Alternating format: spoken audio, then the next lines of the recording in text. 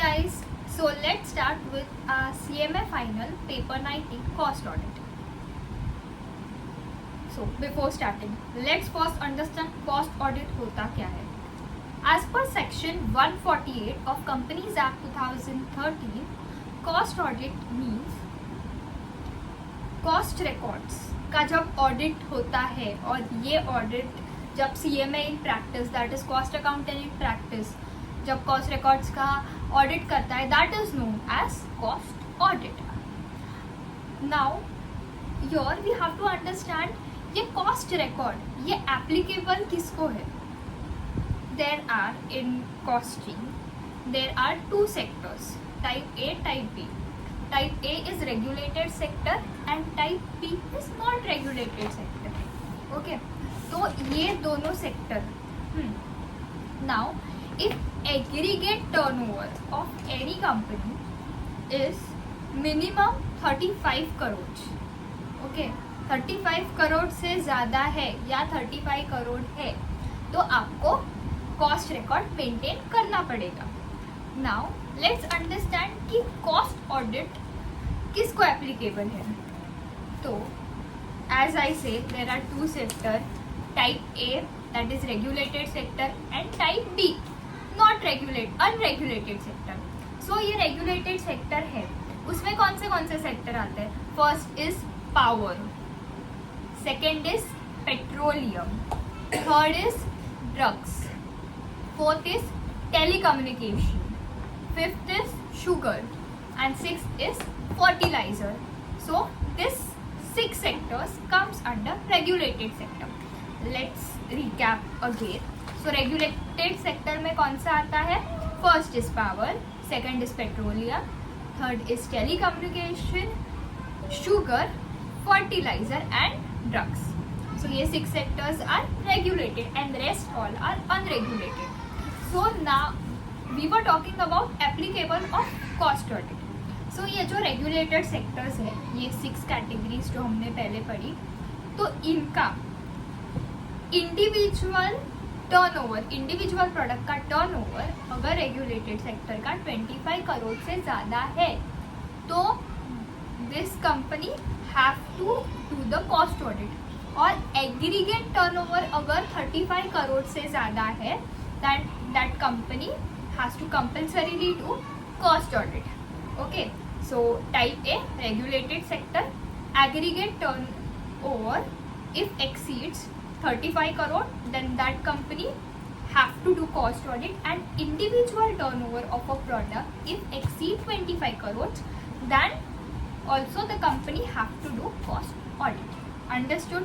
Now talking about unregulated sector. अब ये जो अनरेगुलेटेड सेक्टर है उसमें भी इंडिविजुअल, अगर इंडिविजुअल टर्नओवर 35 करोड़ है, individual turnover of a product is 35 crore और more, then the company, that unregulated sector company have to do cost audit. And if aggregate turnover of all the products, when I say aggregate it includes all, aggregate turnover अगर 100 करोड़ से ज़्यादा है then that company has to compulsorily do cost audit. Okay, now let's move forward towards की appointment, मतलब appointment cost auditor की कौन करता है. तो अपॉइंटमेंट कॉस्ट ऑडिटर की अगर audit committee exist in your company then that audit committee will appoint a cost auditor, and if there is no audit committee then your BOD will appoint cost auditor on its own. Before some time we were saying something, we were discussing about cost record. तो ये cost record कौन से format में होना चाहिए. Then our act has given the specified format for cost record. This cost record should be maintained in CRA1. Remember CRA1 में आपके cost records होने चाहिए. Then appointment of cost auditor, two things. First, if there is accounting audit committee then that audit committee will appoint cost auditor, and if there is no audit committee then BOD itself will appoint cost auditor. Now remuneration of cost auditor कौन decide करेगा? तो वापस अगर audit committee है तो audit committee recommend करेगी और फिर बीओडी क्या करेगी? फिक्स करेगी। अगर बीओडी को फिक्स करना है तो उनको पहले शेयर होल्डर की परमिशन लेनी पड़ेगी। समझा? इफ ऑडिट कमेटी है, ऑडिट कमेटी रिकमेंड करेगी। रिकमेंड किसको करेगी? बोर्ड ऑफ डायरेक्टर्स को। फिर बोर्ड ऑफ डायरेक्टर्स फिक्स करेंगे, बट उनको फिक्स करने से पहले शेयर होल्डर्स की परमिशन लगेगी। क्लियर?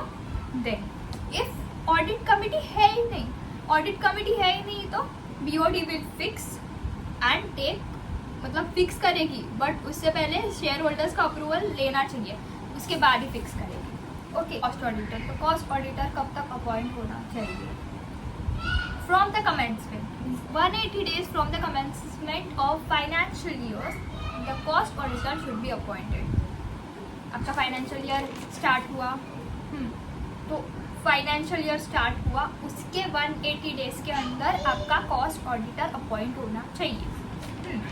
तो अब आपने कॉस्ट ऑडिटर अपॉइंट कर लिया तो आपको सेंट्रल गवर्नमेंट को भी इन्फॉर्म करना चाहिए ना कि भाई हमने तो कॉस्ट ऑडिटर अपॉइंट कर लिया। तो वो कब तक करना है?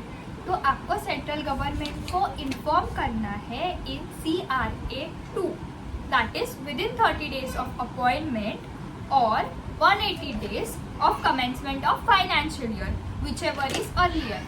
आपने अपॉइंट कर लिया तो उसके 30 days के अंदर और with from when your financial year is getting started, मतलब आज से स्टार्ट हुआ तो आज से 180 days के अंदर, और आपने पर्टिकुलरली समझो अप्रैल में स्टार्ट हुआ हमारा ईयर, तो अप्रैल से 180 days, तो उसके अंदर, और अगर समझो आपने सितंबर में अपॉइंट कर लिया तो सितंबर 1 को अपॉइंट किया तो आपको 30 सितंबर 180 day from commencement of financial year, और जब वो अपॉइंट हुआ है उसके 30 days के अंदर जो भी डेट सबसे पहली है, whichever is earlier, that will be the time limit of informing it to the central government. And ये इन्फॉर्म हम किस फॉर्म में करेंगे? CRA 2। Now if casual vacancy arises, तो कैजुअल वैकेंसी अराइज हुई तो जब से वो कैजुअल वैकेंसी अराइज हुई है उसके 30 days के अंदर आपको वो कैजुअल वैकेंसी फिल करनी है। आपने कैजुअल वैकेंसी फिल की विद इन 30 days, नाउ आपको इन्फॉर्म भी करना है सेंट्रल गवर्नमेंट को। तो सेम जब आपने ये कैजुअल वैकेंसी फिल की उसके 30 days के अंदर आप सेंट्रल गवर्नमेंट को इन्फॉर्म करोगे and this will be done in CRA 2। Now removal of cost auditor. Cost auditor को कौन रिमूव कर सकता है? तो कॉस्ट ऑडिटर को BOD रिमूव कर सकता है, बट BOD तभी रिमूव कर सकता है जब वो अप्रूवल ले सेंट्रल गवर्नमेंट का। सेंट्रल गवर्नमेंट का अप्रूवल लेने के बाद BOD can remove a cost auditor.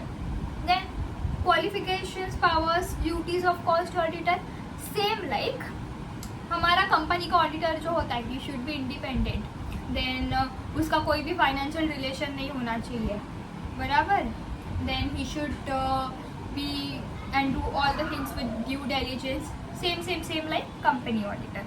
Then can company auditor be appointed as cost auditor? No, these both are individuals. Getting it? Company auditor alag, cost auditor alag.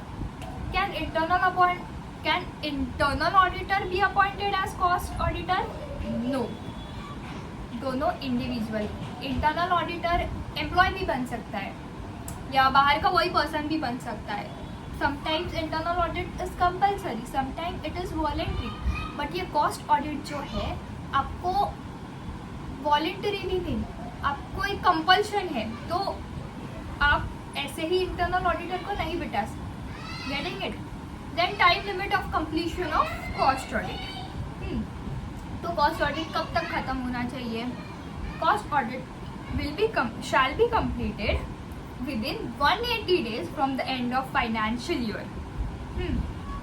आपका financial year and हुआ उसके 180 days में ही आपका जो what we से cost audit है वो ख़त्म होना चाहिए and the cost auditor should issue cost audit report in CRA3 to company, and within 30 days company shall along with explanation of adverse mark submit to ROC in CRA4.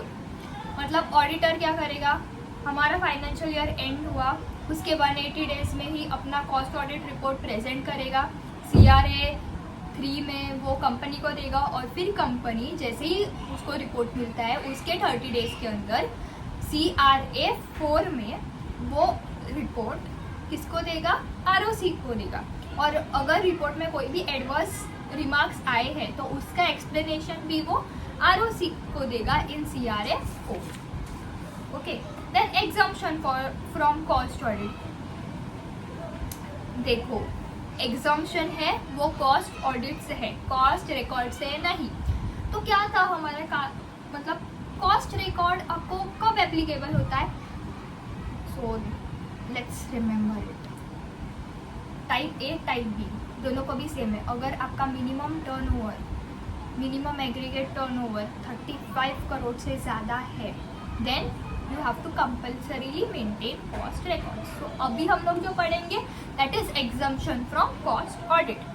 So unit of special economic zone, उनको that people are exempt. Then companies जिनका revenue जो है from export in exchange more than 75% of total revenue, मतलब जो आपको revenue आ रहा है, मतलब कंपनी को जो रिवेन्यू आ रहा है वो एक्सपोर्ट से है and this revenue consist of 75% of your revenue, then you are exempt from cost audit.